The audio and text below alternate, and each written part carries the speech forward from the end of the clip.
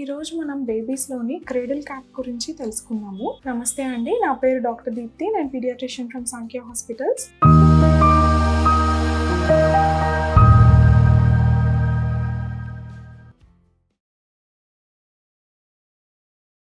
So చాలాసార్లు మనం babies scalp పైన అంటే తలలోని వైట్ ప్యాచెస్, ఒక్కొక్కసారి ఆయిలీ గ్రీజీ ప్యాచెస్ చూస్తుంటాం అనమాట.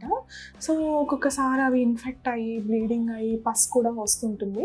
సో దీన్నే మనము క్రేడిల్ క్యాప్ అని అంటాం అనమాట. ఆర్ సెబోరిక్ డెర్మటైటిస్ అని కూడా అంటారు. సో ఇది మామూలుగా ఏంటంటే ఎక్కువగా ఎక్సెస్ ఆయిల్ ఒక్కొక్కసారి ప్రొడ్యూస్ అవుతుంది అనమాట బేబీ స్కాల్ప్లోని. సో అలా ప్రొడ్యూస్ అయినప్పుడు ఒక ఫంగల్ ఇన్ఫెక్షన్, మాలసీజియా ఫర్ఫర్ అని ఒక ఫంగస్ ఉంటుంది. సో ఆ ఫంగల్ ఇన్ఫెక్షన్ వచ్చింది అంటే అప్పుడు ఈ కండిషన్ అన్నది వస్తుంది. సో ఇది స్కాల్ప్ లోనే కాకుండా ఒక్కొక్కసారి ఫోర్ హెడ్ పైన, ఐబ్రోస్ పైన, ఫేస్ పైన, చెవుల వెనకాల, నెక్ పైన, సో ఇలా ఈ అన్ని ఏరియాస్ లో కూడా వస్తుంది అనమాట. సో ఇది రెడ్ గా, ఒక్కొక్కసారి వైట్ ప్యాచెస్ కింద వస్తుంది. సో దీనివల్ల మామూలుగా ఏం చేయొచ్చు అంటే బేబీ స్కాల్ప్ ఎప్పుడు కూడాను మనము క్లీన్ గా, హైజీనిక్ గా ఉంచాలన్నమాట. ప్రాపర్ గా వాష్ చేయాలి. సో ఇది ఎక్సెస్ ఆయిల్ ప్రొడక్షన్ వల్ల వస్తుంది కాబట్టి మనం బేబీ స్కాల్ప్ ఎప్పుడు కొంచెం డ్రైగా ఉండడానికి చూడాలన్నమాట. సో ఫ్రీక్వెంట్ గా హెయిర్ వాష్ చేయాలి, తర్వాత ప్రాపర్ గా డ్రై చేయాలి. ఎక్కువ ఆయిల్ అప్లై చేసి స్వెట్ వచ్చి దానిపైన మళ్ళీ మనం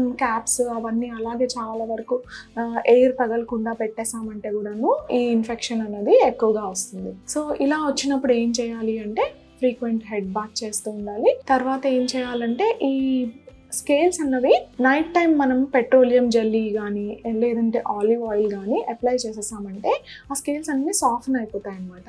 నెక్స్ట్ డే మార్నింగ్ అవి ప్యాచెస్ లాగా మనము సాఫ్ట్ టూత్ బ్రష్తోని రబ్ చేసామంటే అవి వచ్చేస్తాయి. సో ఇలా మనం చేసి బేబీ స్కాల్ప్ క్లీన్ చేస్తూ ఉన్నామంటే ఈ కండిషన్ పెద్ద ప్రాబ్లమాటిక్ కాదు. కానీ ఒక్కొక్కసారి ఏమవుతుందంటే అది అలాగే ఉంచేసి వదిలేసాము అంటే కింద ఇన్ఫెక్షన్ స్ప్రెడ్ అయిపోతుంది అనమాట. తర్వాత బ్యాక్టీరియల్ ఇన్ఫెక్షన్ కూడా దానిపైన వచ్చి పస్ ఫార్మేషన్, సో తర్వాత ఫీవర్, పెద్ద పెద్ద పస్ట్యూల్స్ లాగా అలా కూడా వస్తుంది అనమాట. సో అలాంటప్పుడు మనం యాంటీబయాటిక్స్ యూస్ చేయాల్సింది. సో ఇంతవరకు తెచ్చుకోకుండాను జస్ట్ అది స్టార్టింగ్ స్టేజెస్ లో ఉన్నప్పుడే మనం క్లీన్ చేసేస్తే అయిపోతుంది. ఇది సెల్ఫ్ రిజాల్వింగ్ చాలా వరకు. సో 1 year, 1.5 year కల్లా ఇది తగ్గిపోతుంది అనమాట. ఈ ప్రాపర్ మనం హైజీన్ మెయింటైన్ చేసామంటే. ఒక్కొక్కసారి తగ్గట్లేదు అన్నప్పుడు మీ పీడియాట్రిషియన్ దగ్గరికి తీసుకొని వెళ్ళారంటే వాళ్ళు కొన్ని షాంపూస్, మెడికేటెడ్ షాంపూస్, తర్వాత మెడికేటెడ్ క్రీమ్స్ కానీ అలాంటివి అడ్వైస్ చేస్తారు. ఇంకా సివియర్ కండిషన్స్ ఒక్కొక్కసారి స్టెరాయిడ్స్ కూడా యూస్ చేయాల్సి ఉంటుంది.